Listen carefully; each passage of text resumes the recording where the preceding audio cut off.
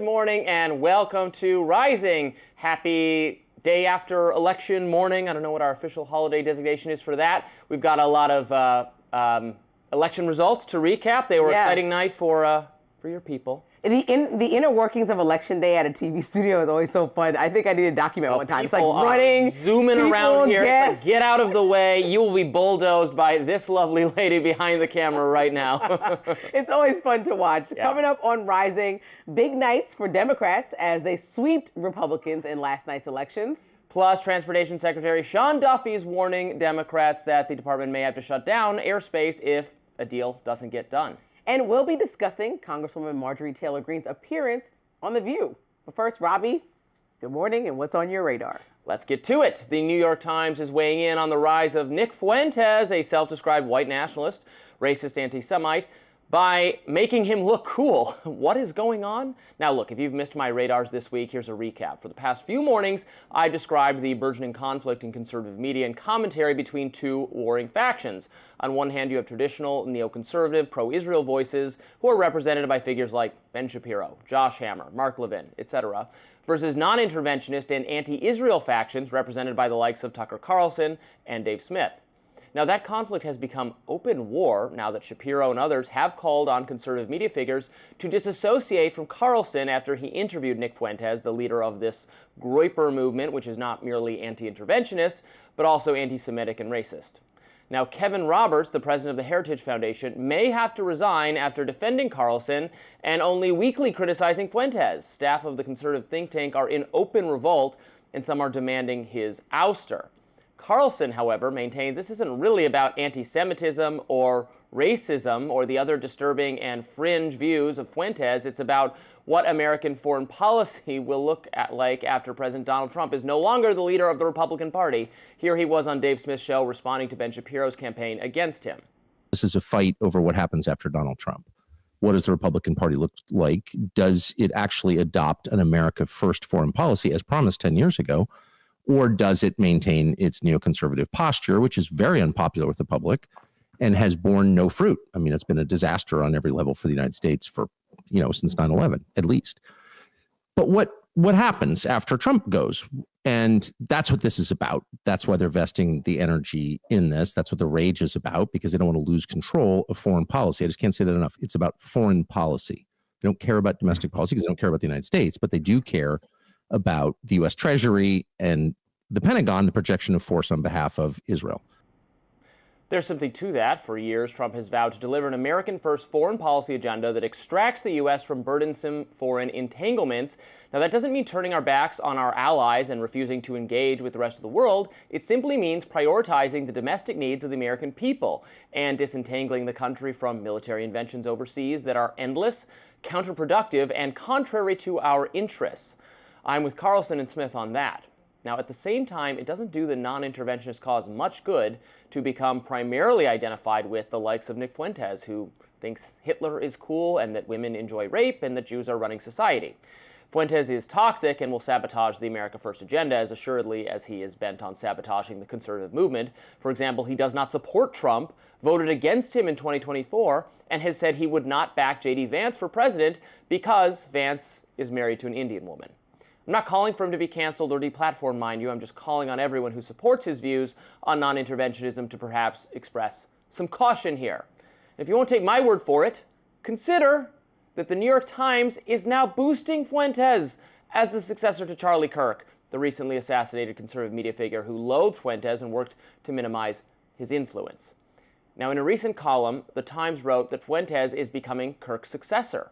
While the column itself is mostly a fine overview of all the conservative infighting, the image of Fuentes that accompanies the photo, which unfortunately we can't show here, actually makes him look cool. It's in black and white, from a favorable angle. It's reminiscent of perhaps James Dean. On social media, Ashley Rinsberg points out that the same photographer who created this photo, this attractive photo of Fuentes, is responsible for photos of RFK Jr., Eric Adams, Kash Patel, that all make them look weird, aloof, distant, confused, isolated. But not Fuentes for some reason. Why does the Times want him to look cool? Do they want him to be the next Charlie Kirk? Why would that be the case? Perhaps there's a lesson to be drawn there.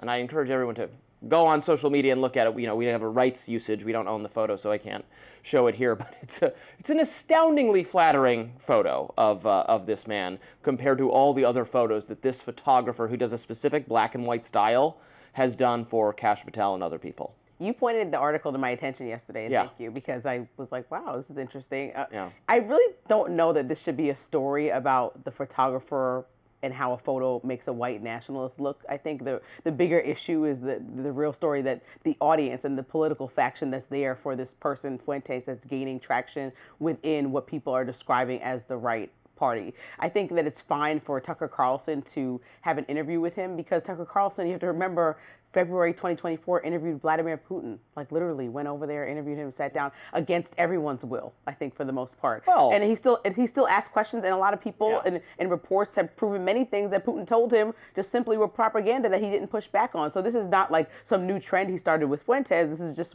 when Putin goes into interviews that he knows might be contentious, he decidedly either pushes back when he thinks it's a comfortable situation or doesn't. And I think on foreign policy, it's one of those areas where he's happy to push back. So he's allowed to do whatever he wants as a freestanding, independent journalist, or however he wants to describe himself now, interviewer.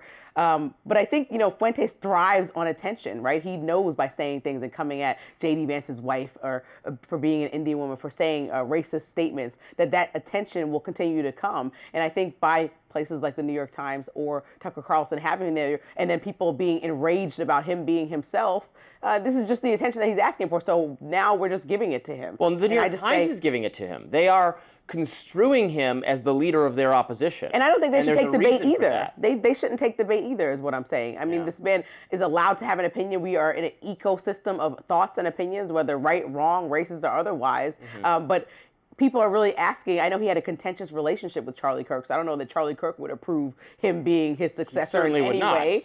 But I think that when people are looking for a new leader, sometimes they do go to the wrong person. And so if a large swath, and I don't follow Fuentes, I don't listen to anything he says. When people are racist, I clock him out. But when you're saying that he has this huge following and people are following him and he's growing within the party. He has a growing following. Okay, so if it's there, then it's there. So ask those people, why are you following this person? Does everything else get eradicated? Also, there's a lot of moral confusion. So if this conservative base and party is the party largely of the religious right and Christians, then why are the problematic statements that he says that are demeaning and racist, and why are those getting wiped away for some other ideologies that he might have? Right. Why is his following growing within that base? Well, to ask yourself and look internally for those questions. I know why it's growing. It's growing because the establishment, conservative figures, conservative commentators have ignored a growing resentment toward endless military funding for Israel. They've ignored that issue. Fuentes is very vocal on that issue, and he is attracted to people to his side. In the same way that, for instance, during COVID, the left was very supportive of the lockdown measures and the mandates, even though many disaffected leftist people actually opposed that on civil liberties grounds. And so then the couple figures who spoke up and denounced, wait a minute, what about my body, my choice? What about that? I don't agree with this. Those people gained influence, and many of the institutional progressive figures lost influence. Now, that's done because now basically everyone admits we went way too far with COVID stuff. It's that phenomenon all over again, and I am warning conservative leaders to take it seriously and to recalibrate that aspect of the agenda if we want to discredit the other kooky stuff. And there are a lot of people that are having that dialogue now. Yeah. Unfortunately, a lot of people were afraid to say anything about Benjamin Netanyahu without being labeled an anti-Semite. And that's what we're talking about, foreign relations. Right. We can go into detail about all the other ways that we're getting involved. But we can find common ground and find people to speak up that have large platforms that are not Fuentes, is all I'm saying. And so that person should not continue to be interviewed. There's a lot of people that Tucker Carlson has had on and should have on that, to me, don't include him. I would have him on and interview him, but I would just grill him on, I wouldn't just be like, wow, you're so smart about this one thing. I'd be like, let's talk about the other things you think about. Exactly. And we agree there. A big night for Democrats on Tuesday. We'll have your election recap coming right up.